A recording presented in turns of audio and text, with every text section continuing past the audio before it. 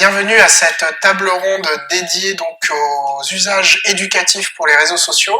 Donc je me présente, Hugues Andriatsoa, je travaille à l'agglomération Paris-Saclay et je suis ravi de vous accueillir aujourd'hui. Nous recevons deux experts. Valérie Becerra, moi je suis entrepreneur dans le digital depuis 20 ans, donc le numérique c'est au cœur de ma vie professionnelle depuis 20 ans. Et en parallèle de ma vie professionnelle, je suis une maman, j'ai 3 ados. Et en fait, je les entendais régulièrement parler. Donc j'ai 3 garçons de 16, 14 et 12 ans et je les entends discuter entre eux, dire des choses et je me dis bizarre ce qu'ils disent quand même, ça correspond pas tellement a priori à des choses que nous en tant que parents on leur a apprises ou à des valeurs qu'on leur a transmises ou inculquées. Et donc on s'interroge un peu et voilà, et en fait on voit globalement au-delà de ce qu'on peut transmettre en tant que parent en termes d'éducation, les représentations de la société et le monde dans lequel ils évoluent et auquel, même si on est des parents, je dirais, qui veillent à l'éducation de leur enfant, il y a des choses qui nous échappent et c'est normal, surtout quand ils sont adolescents. Et notamment des sujets liés à leur vie affective et sexuelle, leur rapport aux autres, leur rapport à eux-mêmes, la construction de leur identité qui m'ont interpellée. Donc j'ai creusé ces sujets-là. Et je me suis rendu compte, en fait, qu'en termes d'accompagnement pour les adolescents, pour tout ce qui va de l'entrée dans la puberté jusqu'à leur vie affective, en fait, il y avait assez peu de supports ou de plateformes d'information qui soient à la fois scientifiques, mais aussi inclusives et bienveillantes et qui leur permettent de trouver la réponse à toutes leurs questions, parce qu'en fait, on se rend compte assez vite que même si on est dans une posture où on a envie de discuter de certains sujets avec eux, assez vite, quand ils grandissent, on devient globalement, en tant que parent, la dernière personne avec laquelle ils ont envie d'en parler. Et en fait, c'est ce qui m'a amené à créer Silex, donc qui est une plateforme ludique, donc c'est des jeux, des vidéos, etc., pour aborder tous les sujets qui concernent les adolescents, pendant toute leur adolescence, autour de leur vie affective, relationnelle et sexuelle. Et comme les réseaux sociaux ont une place prépondérante dans la vie des ados aujourd'hui, ça fait partie des sujets qu'on aborde et des sujets sur lesquels on a beaucoup d'interactions avec eux à travers les réseaux sociaux sur lesquels on est présent. D'où ma présence aujourd'hui à cette table ronde. Bonjour à tous. Alors moi c'est Monsieur Nicolas Frédéric. Donc je vais plus être sur le volet service public, parce que je suis donc chargé de mission numérique à la mairie d'Orsay, avec donc dans l'optique de développer, initier, promouvoir le numérique auprès de tous les publics, que ce soit jeunes, adultes, seniors. Je pense qu'après on y reviendra également sur tout ça. Et on développe donc les actions à la fois donc dès l'école maternelle, par exemple de la programmation pour le sans écran, aussi une partie sur l'école numérique, la robotique, la programmation. On forme également les jeunes, donc collégiens, lycéens, parce qu'on est en partenariat avec les collèges et lycées de la ville pour mettre en avant le numérique et les usages, parce que moi je suis vraiment plus sur les usages. Et on a aussi, en lien avec les réseaux sociaux, c'est tout ce qui va être... alors, c'est pas forcément mettre en avant les bons usages. Alors, souvent, on a tendance à parler des risques et des dangers du numérique. L'idée, c'est vraiment, dans le plan qu'on développe, c'est de montrer tout ce qu'on peut faire avec les réseaux sociaux et numériques. Mais surtout... casser ce côté risque et danger. Voilà. Il y en a, faut pas les nier, mais c'est surtout on en parlera, je pense, au fur et à mesure de la table ronde, mais c'est vraiment axé sur le bon côté. Voilà. Merci beaucoup. Alors justement, par rapport à ces mauvais côtés, tout à l'heure Valérie, vous avez justement dit comme quoi vous avez des enfants, vous avez vu que leurs usages est parfois en décalage par rapport à votre perception en fait de ce qu'ils font. On parle beaucoup notamment dans les médias des effets négatifs que peuvent avoir les réseaux sociaux sur nos enfants, sur les adolescents de façon générale, mais on évoque finalement assez peu des usages, on va dire, plus positifs, notamment pour l'éducation, l'apprentissage, que ce soit pour apprendre de nouvelles compétences, on le voit sur TikTok, on le voit sur YouTube, on peut apprendre à cuisiner, on peut apprendre à faire de nouvelles choses, on peut même découvrir de nouvelles cultures, c'est super intéressant d'utiliser les réseaux sociaux à ce but-là. Du coup, je vous pose la question, comment est-ce qu'on peut appréhender de manière plus constructive les réseaux sociaux, tout en laissant finalement à l'usager, à nos enfants, comme aux adultes, hein, finalement, le sujet reste le même, une certaine liberté numérique? Alors de ce point de vue-là, moi, mon parti pris est assez tranché. C'est vrai que j'ai pas mal discuté avec des parents qui ont, voilà, qui peuvent me dire, ben moi, mon enfant, pas d'écran, pas de réseaux sociaux, je veux pas qu'il ait de compte, etc. Et par rapport à ça, effectivement, ça rejoint un peu ce que vous disiez, Hugues. C'est que de mon point de vue, en fait, interdire, on résout rien en interdisant, parce que fondamentalement, en fait, l'enfant va essayer de contourner l'interdit, et donc il va aller regarder les réseaux sociaux ou surfer sur Internet, bah, via enfin, quand il sera chez des copains, etc. Que du coup, comme il sait qu'il a fait quelque chose qu'il n'est pas censé avoir fait, ben, il va le faire en cachette. Si jamais il se passe quelque chose, il n'osera pas en parler parce qu'il va culpabiliser. Donc en fait, c'est pas positif et c'est pas constructif. Et de la même manière, en fait, pour moi, l'idée, c'est vraiment de l'accompagner dans son utilisation des réseaux. Moi, de ce point de vue-là, ce que j'aime bien faire, en fait, pour moi, il y a une phase où on va regarder avec le jeune, on va, en gros, ben voilà, s'asseoir à côté de lui montrer des contenus qui nous intéressent, par exemple, des comptes de cuisine, de recettes, etc. Enfin, moi, c'est quelque chose que je fais beaucoup avec mes enfants. D'ailleurs, je dis m'asseoir avec eux et regarder. C'est eux qui me disent, tiens, regarde, j'ai vu ça. Ou de la même manière, il y a des comptes très bien faits qui permettent de décrypter l'information et qui sont adressés aux jeunes et qui ont un angle et une façon d'aborder les choses qui est très différente et qui leur convient bien. Donc pour moi, il y a cette phase en fait où on va regarder ensemble et où on va construire la discussion et se dire ok, on peut en parler ensemble, il n'y a pas de problème, mais sans forcément tout de suite immédiatement donner la main aux jeunes pour qu'il ait ses propres comptes, etc. Donc pour moi, c'est la première étape, c'est de regarder ensemble.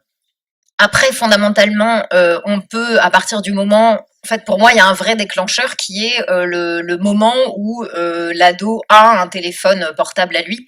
C'est là où, globalement, bah, son usage devient son usage propre et sur lequel on n'a plus du tout la main. Et là, l'idée pour moi, c'est de continuer à maintenir la discussion et à échanger des contenus. Et ça, je le vois pas mal. Enfin, nous, même à travers le compte Instagram qu'on a pour Silex, les jeunes nous envoient des contenus, donc ça nous permet après de les relayer. Et l'idée, en fait, voilà, c'est de rester dans une relation où on peut échanger et discuter sur des choses qu'on voit. Et on peut, de la même manière, en fait, les sensibiliser quand on voit des choses qui nous paraissent complètement déconnectées de la réalité ou fausses, truquées.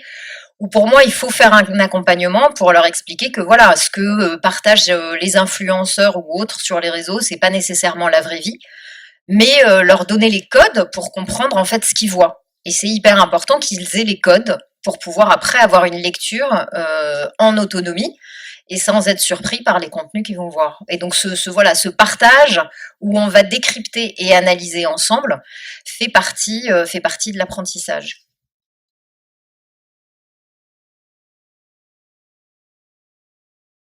Alors, je rebondis un peu sur ce que vous disiez.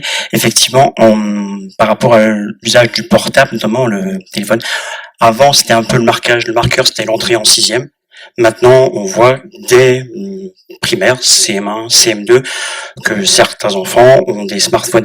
Donc, d'où l'importance, je pense, de former, d'accompagner. Ça, c'est primordial. Alors, à la fois pour les enseignants, les parents, les adultes, hein, tous le périmètre qui tourne autour de l'éducation des enfants, c'est important. Après, je pense qu'il faut aussi insister sur tout l'accès, l'accès à la connaissance que ça donne. On voit avec les vidéos, notamment tout ce qui est tuto, vous en parliez, un tuto sur les langues, sur les matières scientifiques. Là, en ce moment, sur TikTok, il y a plein de vidéos qui tournent pas mal sur le tableur, sur Excel. Pour ceux qui connaissent le tableur, Excel. Alors, au départ, on s'est dit qu'Excel, le tableur, c'est pas un outil très fun, on va dire. Voilà. Sauf qu'avec TikTok, voilà, ça permet d'avoir des astuces, des petits comment ça fonctionne, des petits mémos. On voit aussi maintenant de plus en plus d'enseignants qui passent par les réseaux TikTok, Instagram pour vulgariser. Alors, il n'est pas question de casser l'enseignement, mais c'est un plus. Ça permet de démystifier et de rendre accessible les usages à tout le monde. Et qu'est-ce que je voulais encore dire? Et oui, il y a aussi, je crois, par rapport notamment au public le plus jeune, là c'est plus les collégiens et lycéens, le côté créativité. ceux qui ont un compte, on le voit, hein, ils peuvent, Insta, TikTok, ils créent des vidéos, ils vont aller au-delà de l'usage qu'on peut voir effectivement type influenceur, et ils vont détourner parfois les outils pour créer des vidéos qui parfois d'ailleurs font beaucoup de likes, hein. On en parlera tout à l'heure, mais il faut aussi côté like, faut aussi du coup faire attention parce que et on en parlera tout à l'heure. Et nous, donc, à la mairie d'Orsay, on met surtout en avant tous ces côtés-là, le côté création sur YouTube, création TikTok, création Instagram, vidéo, photo, voilà. Et donc, dans l'idée de aussi de partager avec les autres. Merci beaucoup. Parler des likes, de ce côté visible du contenu qu'on va réaliser ou même tout simplement des informations qu'on va diffuser. Et je pense que tout le monde dans cette pièce est au courant des grandes affaires qui ont eu lieu ces dernières années, notamment l'affaire Mila, justement par rapport à des propos antisémites, ou plus récemment, je sais pas pour ceux qui connaissent Claire d'Espagne, donc c'est la fondatrice d'une société qui a parlé, qui parlait justement de sa difficulté de trouver des stagiaires, et du coup son entreprise a été complètement défoncée, excusez-moi de l'expression, sur les réseaux sociaux. Du coup, aujourd'hui, derrière ces usages très positifs, il y a quand même énormément de pièges dans lesquels le public, jeune comme moins jeune, peut tomber. Que ce soit la diffusion, la transmission d'informations personnelles, le troll aussi, ça peut arriver. Pour ceux qui jouent, il y a également le swatting, voilà, la diffusion d'informations personnelles. Quelles sont, selon vous, les règles, on va en citer trois, chacun pourra en citer trois, quelles sont pour vous les règles, on va dire les gestes barrières pour se prémunir justement de ces pièges qui, même si quand on les voit comme ça, on se dit ouais c'est quand même gros, et pour autant il y a quand même énormément de gens aujourd'hui qui tombent dans ces pièges-là sur les réseaux sociaux. Alors moi, je dirais le premier geste barrière, c'est effectivement avoir bien en tête l'illusion de l'éphémère. C'est vrai que souvent, quand on discute avec des jeunes, ils nous disent ouais, mais de toute façon, ça disparaît, etc. Donc je pense qu'il y a un travail important à faire pour les sensibiliser sur le fait que même si c'est partagé en story, même si c'est partagé sur Snapchat, en fait, c'est très facile de faire un screen, une capture d'écran. Et en fait, le contenu, une fois qu'il a été publié, globalement, on sait qu'il ne disparaîtra jamais. Et voilà, ça c'est casser pour moi le mythe de l'éphémère, qui est faux en fait. À partir du moment où ça a été partagé, bah, le contenu existe et il nous échappe complètement. Donc nous, on fait beaucoup de sensibilisation sur ces sujets-là auprès des jeunes sur Silex. La deuxième chose importante, c'est un peu ce que vous disiez, c'est l'anonymat. C'est vrai que fondamentalement, on recommande de faire attention, de ne pas divulguer d'informations personnelles. Quand on partage des choses, de faire attention en fait au visage des personnes aussi qui apparaissent sur les contenus qu'on partage. Donc ça, c'est pour se protéger soi-même, hyper important. Voilà, de cette sensibilisation au fait de pas partager d'informations qui soient trop personnelles, et aussi de respecter l'anonymat et la vie privée des personnes dont on va potentiellement montrer des photos ou autres. Donc c'est, je dirais, l'anonymat à la fois pour se protéger, mais aussi pour respecter l'autre. C'est dans les deux sens. Donc ça me semble hyper important. Et enfin, il y a une autre chose qui est importante toujours dans cette logique d'anonymat, c'est que, ok, on fait des choses potentiellement, idéalement, de façon la plus anonyme possible, mais c'est hyper important d'avoir à l'esprit que c'est pas parce qu'on est anonyme, en gros, on est caché derrière un écran ou voilà un pseudo quelconque, qu'on peut se permettre d'avoir un comportement qui est différent de celui qu'on aurait dans la vraie vie et face à la personne. Et là aussi, c'est très important de sensibiliser et de dire c'est pas parce que je le fais avec un pseudo et que donc a priori on ne sait pas qui je suis que je peux me permettre de faire des choses que je sais fondamentalement qui ne sont pas bien et que je ne ferai pas dans la vraie vie. Et donc là, par rapport à ça, il y a aussi un vrai sujet d'éducation et de sensibilisation sur les conséquences les conséquences que ça peut avoir, aussi bien sur la personne, c'est-à-dire que voilà, quand on va aller faire un déchaînement de haine sur quelqu'un, bon là vous partagiez deux cas un peu qui ont été médiatisés, mais je dirais que dans la vie quotidienne des jeunes, ça arrive, un ado qui publie une photo de lui en story ou autre, et puis il y a pour une raison X, il y a un déferlement de commentaires sur son physique, sur la façon dont la personne est habillée, etc. Bah, qui sont des vraies attaques pour la personne qui reçoit tous ces commentaires. Et donc voilà, il faut avoir ça à l'esprit. C'est pas parce que c'est numérique, virtuel, que ça ne touche pas la personne. Ça reste bien sûr, ça reste du harcèlement, et donc ça a les mêmes conséquences très graves pour la personne qui les reçoit, et ça a la même conséquence très grave pour la personne qui les émet, parce que voilà, il y a plein de comportements, bien entendu, qui sont encadrés par la loi et qu'on n'a pas le droit d'avoir, que ce soit dans la vie réelle ou sur les réseaux. Et donc là aussi, on fait beaucoup de pédagogie auprès des jeunes sur Silex pour leur expliquer ça, parce que c'est hyper important qu'il faut qu'ils connaissent les conséquences. Alors, il y aurait beaucoup de choses à dire, hein. Il y a beaucoup de points. Mais là, en ce moment, ce qui tourne beaucoup quand même, c'est de recouper l'information. Tout ce qui est, on est quand même beaucoup confronté à ce qu'on appelle les fake news, les fausses infos, hein, et tout ce qui est complotisme, tout ça. Donc, c'est vraiment de vérifier, recouper l'information. Ça, je crois que en ce moment, tout est important, hein. Mais là, on est quand même confronté de plus en plus. Et à tous les niveaux, hein, ce que ce soit, on l'a vu, hein, avec la pandémie, le Covid, le vaccin, enfin, là, tout ça, il faut vraiment faire vérifier, recouper, revérifier. C'est pour moi ce point-là est primordial. Après, il y a le côté aussi prendre de la distance, arriver à filtrer tout ce qu'on reçoit comme information. Parce que là, avec les téléphones, les applications, les chaînes d'information, il faut vraiment arriver à se dégager de tout ça. Il y a longtemps, on parlait de ce qu'on appelle la netiquette. C'était les bons comportements à avoir en ligne. Ne pas insulter les gens, ne pas avoir des propos diffamatoires. Donc on a un peu perdu ça, et je pense qu'il faut revenir à ces usages de base. On n'insulte pas les gens, voilà. Donc, comme vous dites, du harcèlement, ça reste du harcèlement. Et effectivement, tout ce qui est ce qu'on appelle les Snapchat avec la photo qui apparaît quelques minutes, qui disparaît, elle disparaît pas vraiment. Donc ça, c'est autre point, les données privées. Effectivement, données privées, se protéger, ne pas divulguer, en sachant que tout ce qu'on utilise comme réseaux sociaux, hein, c'est gratuit. Et le dicton dit, c'est l'adage qui dit que quand c'est gratuit, c'est toi le produit. Voilà, tout ce que vous donnez comme information en ligne sont utilisés. Alors, c'est utilisé surtout pour de la publicité. Hein. Voilà, après on est envahi de pub. Voilà. Et donc c'est utilisé comme ça. Et autre point, on en parlait, c'était le like, la dictature du like. Il y a une série qui est passée sur Arte, je crois que ça s'appelle Dopamine. C'est une série de petits épisodes qui sont passés et qui montrent comment les réseaux sont fabriqués, comment tous ces outils sont faits.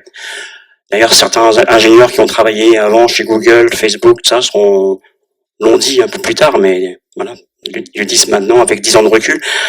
Comment c'était fait pour nous attirer. Alors, quand on est adulte, on arrive à prendre du recul sur ça. Par contre, quand on est beaucoup plus jeune, c'est plus compliqué. Donc, d'où le rôle aussi éducatif des parents. Et dernier point, je sais pas, ça regroupe un peu tout ce qu'on a dit là. Il y a un film qui est passé, un documentaire, c'était Derrière nos écrans de fumée, qui est passé il y a quelques temps.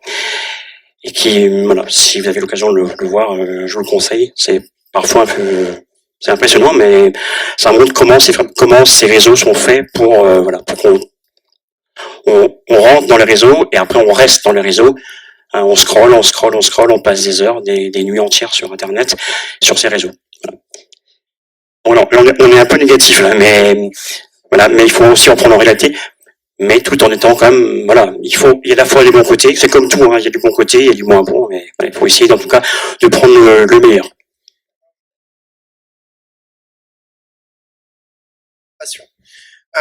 Parce qu'aujourd'hui, effectivement, que ce soit nous adultes ou les enfants, comment dire, nous subissons en fait l'arrivée d'informations de part et d'autre, les mails, les réseaux sociaux, comme vous venez de dire. Quels sont pour vous, je dirais, si vous devez donner des conseils aux parents pour justement apprendre aux enfants à prendre du recul justement par rapport à toutes ces informations, leur apprendre à faire le tri, voire parfois à se déconnecter quand c'est nécessaire, parce qu'il y a trop d'informations qui arrivent d'un coup, on n'arrive pas à faire le tri, on n'arrive pas à savoir finalement qu'est-ce qui est le vrai du faux. Et finalement, ce que vous décriviez justement, le côté très superficiel, voilà, de ce que l'on voit auprès des influenceurs, ou même cette culture du like, finalement, comment est-ce que vous prenez du recul, par exemple, Valérie, vous qui êtes parent, justement? Alors comment moi personnellement je prends du recul ou quoi? Comment vous prenez du Bah, enfin, c'est une vraie difficulté. Et quand on voit, nous, en tant qu'adultes, la difficulté qu'on a à se déconnecter, à prendre le pas sur, effectivement, on a les messages WhatsApp, les messages LinkedIn, les mails, les notifications Insta, etc. C'est effectivement, il y a de quoi devenir fou. Et je pense qu'effectivement, de ce point de vue-là, on a en tant que parents un rôle à jouer qui est de montrer l'exemple. C'est vrai que bah, nous, sur Silex, on interroge souvent les ados pour leur demander cette semaine, c'était quoi ton temps d'écran moyen sur les réseaux sociaux? Et en période de cours, on a quand même beaucoup de jeunes qui nous disent 8 ou 9 heures. Moi, ouais, c'est du délire.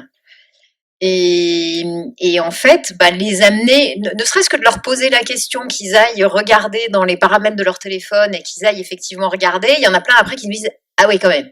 Et on se dit bah ouais, parce qu'à un moment, il faut que tu dormes. Je sais pas ce que tu faisais en cours. Voilà. Et donc, en tant que parent, je dirais, quand on est à la maison, bah, il y a le côté montrer l'exemple. Donc, c'est sûr qu'il faut arriver soi-même à se mettre ses barrières, à gérer son temps d'écran, à ne pas avoir son téléphone à table. Parce que effectivement, bah, on est quelque part un exemple et les enfants fonctionnent de ce point de vue-là par effet miroir, quoi. Oui, théoriquement facile, dans la pratique pas évident. Oui, comme vous le disiez, c'est effectivement se dégager des temps de pause.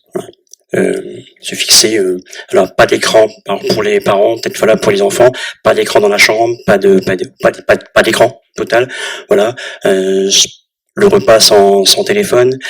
Euh, pour tout ce qui est notification aussi, peut-être couper les notifications, enfin des petits gestes, mais enfin c'est facile, hein, voilà, théoriquement, mais dans la pratique, on est tous dans nos métiers, dans notre vie privée, on est tous sur les écrans. Et en même temps, il y a quand même des gens qui sont aussi déconnectés, parce que je lisais un article pas plus tard que hier, je crois, il y a un tiers des Français qui, en 2021, ont eu des soucis pour avoir accès en ligne à tout ce qui est administration en ligne, par exemple. Un tiers des Français, en 2021, parce que soit ils n'ont pas les équipements, soit ils n'ont pas les codes, soit voilà, il y a différentes difficultés qui rentrent en compte.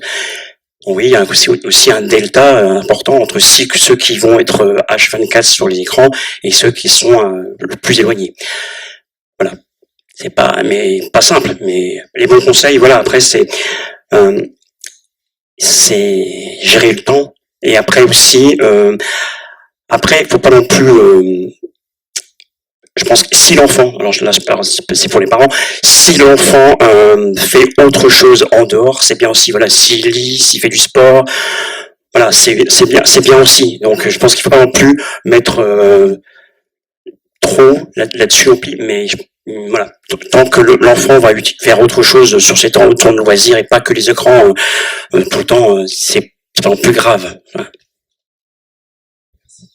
Alors, on a beaucoup parlé de négatifs, on a beaucoup parlé des risques, des pièges, comment aider les parents, comment aider les enfants à mieux se servir des réseaux sociaux. Mais on se rend compte aussi depuis quelques temps, depuis quelques années, que même les marques, finalement les grandes entreprises, prennent conscience que les réseaux sociaux peuvent leur donner une image négative. Et en ça, vous en avez beaucoup qui modifient, on va dire, un peu leur discours sur les réseaux sociaux.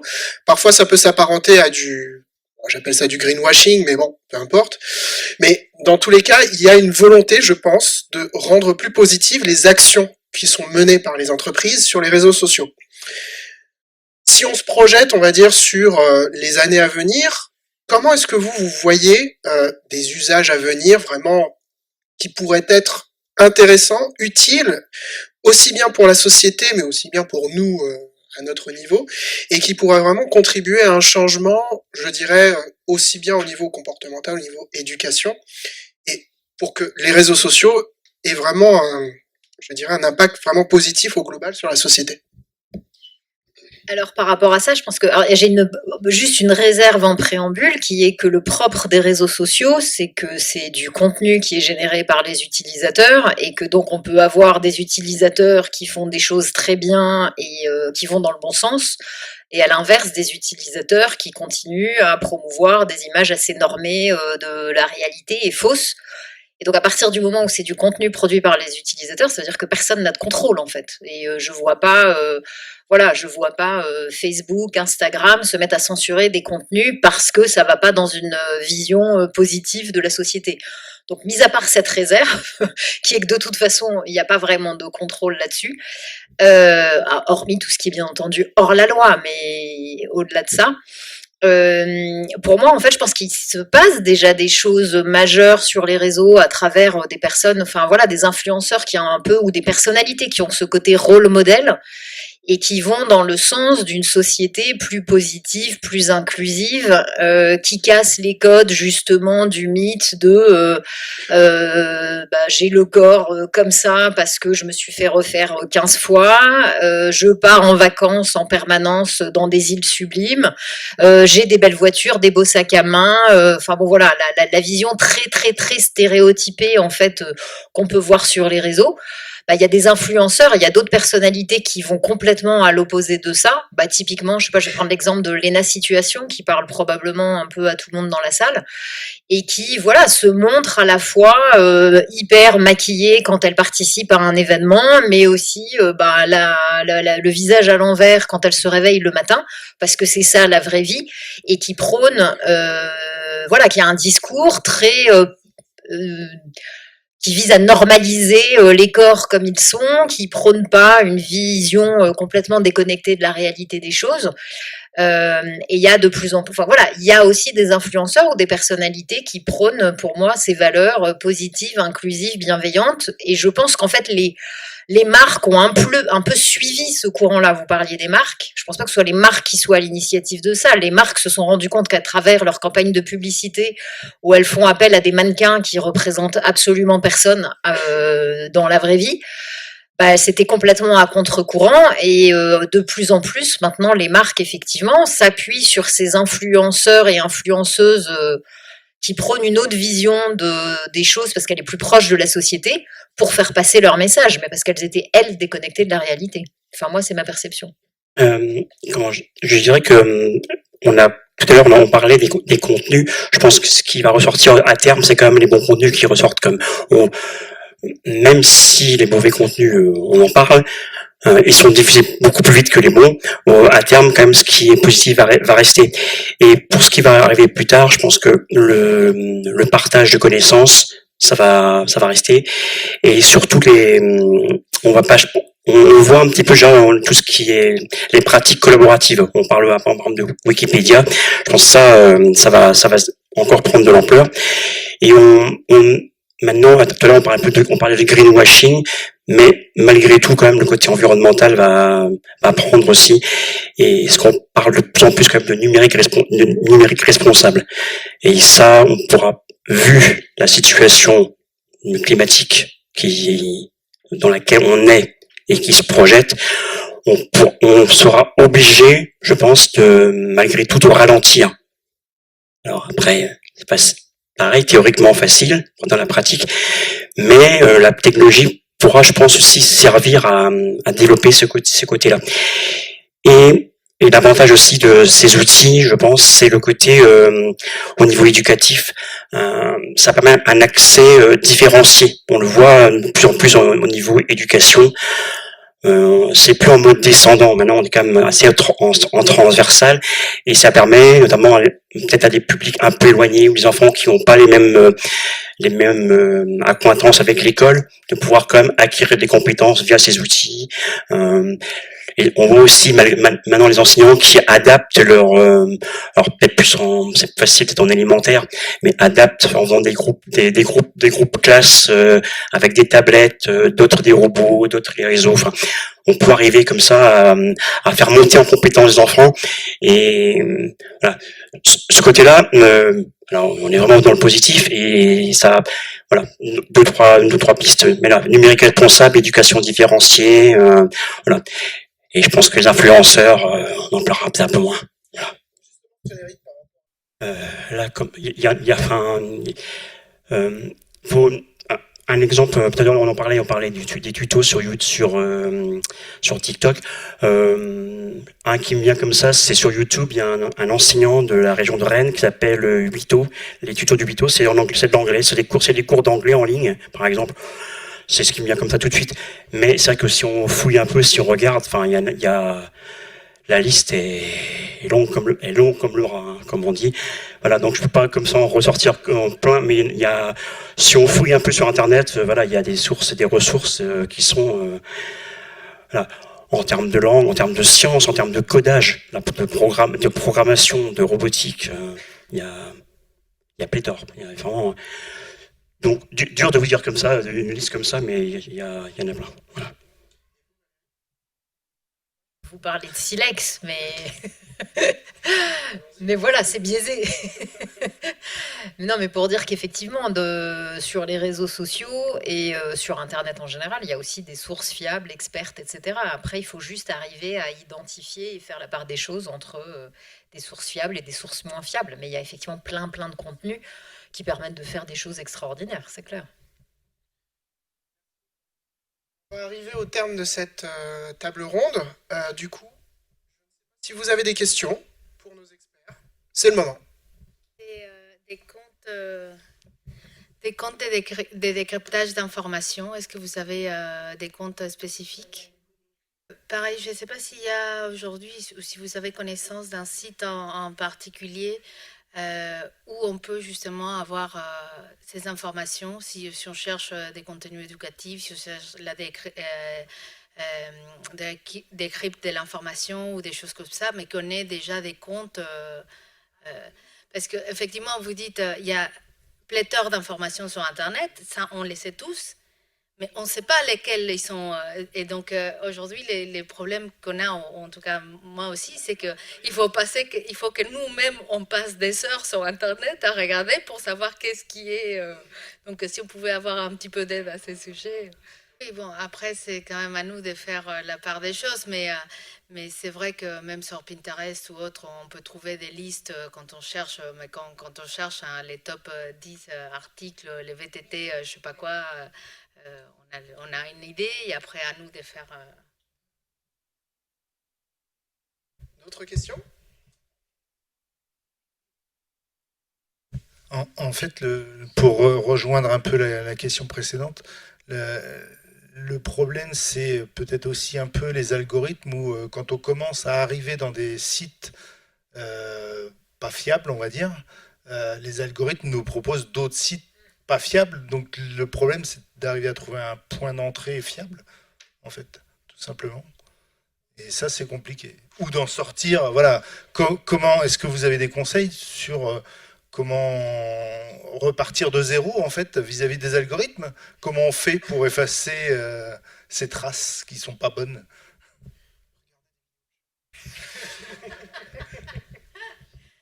Non, bah, je pense que c'est effectivement en repassant sur des sources fiables, je sais pas, Le Monde, France TV 5, France TV Slash, Arte, etc. Et après en redescendant de façon granulaire, quoi. Mais oui, effectivement, les algorithmes, c'est un vrai piège. Ça fait partie des choses aussi où on sensibilise les jeunes, parce que voilà, c'est un cercle pour le coup, où après c'est très compliqué d'en sortir. Ouais, surtout ceux des réseaux sociaux, c'est ça. Ouais, ouais. Et qui en fait enferment le jeune dans un micro-truc sur lequel il était entré, et puis après il ne voit plus que ça. Oui, alors c'est vrai que c'est surtout présent sur les réseaux sociaux, notamment sur Facebook, où quand on regarde une vidéo, voilà, la vidéo suivante s'enchaîne, et en plus elle s'enchaîne directement, sans arrêt. C'est pas simple, c'est pas simple. Après, pour éviter ça, après il y a tout ce qui est, on en parlait un peu tout à l'heure des sites. C'est au risque d'ailleurs qu'il y a eu notamment pour le Brexit, hein, ça a été noté par rapport à ça. Et après, il y a quelques sites, notamment le site les décodeurs, par exemple, du Monde. Il y a le site Check News de Libération, qui vous permet vérifier. Alors, et après, il y a Hoaxbuster aussi qui permet. Alors, Hoaxbuster, c'est pour éviter tout ce qui est hoax et canular. Donc des sites qui permettent de vérifier les sources. Après, mais là, c'est déjà un comportement des personnes qui connaissent les sources. Voilà. Mais c'est vrai que quand on est embarqué dans les réseaux alors c'est vraiment quand même plus, alors pour être assez actif sur Twitter, Twitter c'est moins le cas, je pense. C'est vraiment Facebook, hein, c'est Facebook, Insta. Les vidéos, c'est le côté enchaînement de vidéos l'algorithme est tellement bien fait. D'ailleurs, je crois qu'il y a un ancien une ancienne personne qui travaillait chez Facebook qui a dit qu'il ne maîtrisait plus l'algorithme. Si je crois, il me semble que je sais plus comment qu'elle s'appelle cette personne, mais voilà, il dit que l'algorithme est arrivé tellement développé que il se demandait à terme comment maîtriser. Et là, en plus, maintenant, on va passer dans le métavers. Alors là. Il y a d'autres questions? Parler du scroll et du fait qu'on soit en permanence réalimenté par une nouvelle vidéo, est-ce que c'est des choses qu'on peut déparamétrer? Parce que qu'ils aient envie de regarder Squeezie, voilà, ils en voient une. Comment on fait pour qu'ils en regardent pas 50 à suivre? Ma question, enfin, mon problème, je pense que je ne le vois jamais apparaître, c'est peut-être pas un problème, je le partage avec vous, c'est la consommation avec frénésie de beaucoup de petites choses. Petites choses, enfin, je sais pas s'il y a un comparatif, enfin, peut-être qu'on est de l'ancienne école, c'est qu'on approfondit souvent quand on est formé sur des modules complets de telle ou telle matière ou telle connaissance. Le parallèle que je fais, c'est un peu comme manger un très très bon gâteau à la fraise, le savourer jusqu'au bout, et de l'autre côté, manger sans arrêt des petits M&M's, quoi. Voilà. Déjà, est-ce que c'est un problème, enfin, autour de la table aujourd'hui? Et puis comment couper ça pour aller un peu plus dans l'approfondissement des connaissances? Parce qu'on peut pas à longueur de journée gratter juste la surface et puis y rester. Et ça donne l'illusion qu'on connaît, mais en fait on connaît pas. Voilà. Je dirais que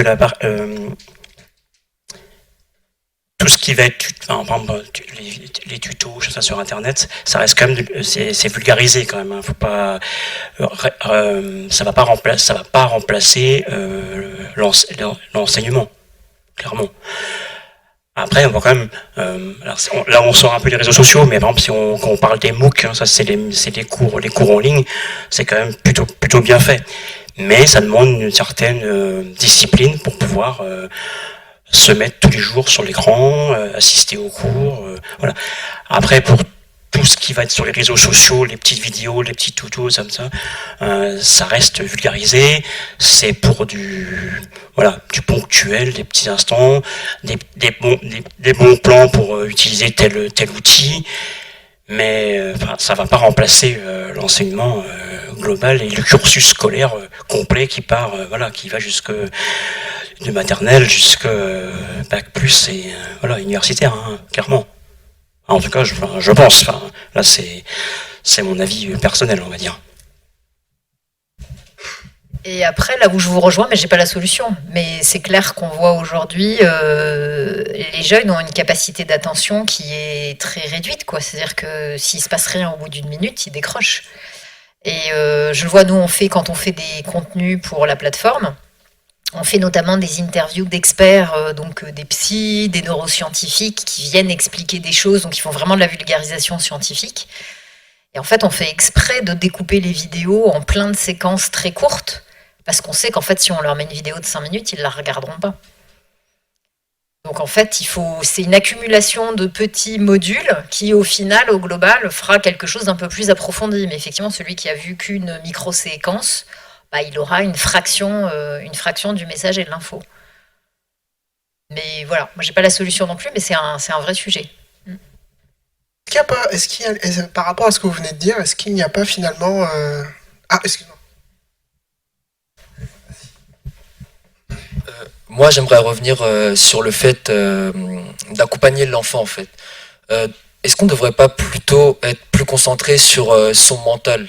Parce que ce que je vois, je prends l'exemple de TikTok notamment, personnellement je l'installe pas et je le répète à mes amis, c'est une énorme perte de temps. Quand je regarde leur TikTok, le terme, enfin les bonnes informations, par exemple comme vous dites la cuisine ou qui nous apprennent des choses, Excel, etc., par rapport aux informations inutiles, mais c'est infime, c'est rien du tout. Et quand je parle à mes amis, ben, pourquoi t'as pas révisé, pourquoi t'as pas fait ça, bah, TikTok, et je regarde leurs 8 heures de TikTok, c'est une énorme perte de temps. Et sur Instagram, c'est pareil, les petites vidéos, là, les reels ou réels, c'est une énorme perte de temps. Et je le dis moi-même, quand je suis dessus, bah, je me rends pas compte des fois, mais je perds 30 minutes, 1 heure sans m'en rendre compte. Et par exemple, voilà, je suis assez content de ça. Au fur et à mesure des années, j'ai réussi à avoir cette limite, à me dire, bon, là, il faut vraiment que j'arrête. Et des fois, bah, mes parents, ils sont obligés de me reprendre pour me dire arrête. Mais notamment dans la plupart des personnes que je connaisse, ils y arrivent pas, quoi. J'ai des amis à moi, c'est 24 heures de TikTok par semaine, des choses comme ça, c'est énorme. Et du coup, je me demanderais, est-ce que, bah, en accompagnant l'enfant, on devrait pas vraiment lui mettre des limites mentales, vraiment là lui dire c'est mauvais, stop, arrête. Et s'il y en a, bah, peut-être les mettre plus en avant et les connaître davantage. Je suis assez d'accord, mais oui, c'est vrai que mais c'est fait sur le temps qu'on y passe, mais c'est fait. Les outils, ces réseaux sont faits exprès pour qu'on passe le maximum de temps dessus. Comme ça, voilà, ça, les vidéos passent. Mais c'est vrai que quand on parle d'accompagnement, c'est ça, c'est le rôle des parents et voilà, sur le côté gestion du temps, voilà, est important. Et mentalement, c'est bien. Après, c'est bien de se rendre compte qu'on passe trop de temps aussi. Mais c'est pas forcément évident. Et d'où aussi, on revient quand même toujours un peu à ça. Hein, c'est pas de téléphone dans le pas de téléphone le soir, pas d'écran le soir, des choses comme ça. Mais ça démarre très tôt. Mais je suis d'accord que les parties, le côté, les vidéos, tout à l'heure on parlait, hein, les vidéos, les petits tutos, ça, c'est une toute petite part. Après, il faut quand même dire que ça existe, quoi. Voilà, c'est que ces petits tutos existent, même si finalement noyés dans la masse, mais c'est aussi pour faire ressortir le bon côté de ça. Mais mentalement, c'est fait volontairement pour qu'on passe le maximum de temps dessus. Hein. Mais d'où le travail mental à faire pour ne pas. Et certains, j'avais vu maintenant, notamment des jeunes étudiants, lycéens, enlèvent carrément l'application, non plus du tout sur leur téléphone. Voilà. C'est peut-être une solution, voilà, d'enlever carrément l'application, de ne pas l'avoir. Je sais pas. En tout cas, bravo, parce que je trouve que tu as une détermination qui est assez rare, je pense. Mais je pense qu'effectivement, il y a plein de jeunes qui se rendent compte qu'ils passent beaucoup de temps dessus, mais qui n'arrivent pas à lâcher. Mais c'est vrai que les réseaux sont conçus pour être addictifs. Donc il faut effectivement une force de caractère et une détermination très forte pour réussir à lâcher. Et tout le monde n'est pas en capacité de le faire, quoi. Donc bravo. Prise de conscience, je pense, elle est hyper importante des deux côtés, aussi bien des adultes que des enfants. C'est que quelque part, toi, tu t'en es rendu compte. Je pense que de votre côté, en tant que parent, vous commencez à vous rendre compte qu'effectivement, il y a une limite sur l'utilisation des réseaux sociaux. Et donc, je pense qu'il y a un travail à faire de deux parties. Voilà, il n'y a pas que l'éducation descendante. Et à mon avis, ça va se faire dans le temps. Et si ça se trouve, dans 10 ans, d'autres usages vont apparaître, peut-être plus positif, plus négatif, mais en tout cas, il y aura forcément une prise de conscience et une évolution des usages qui devra se faire.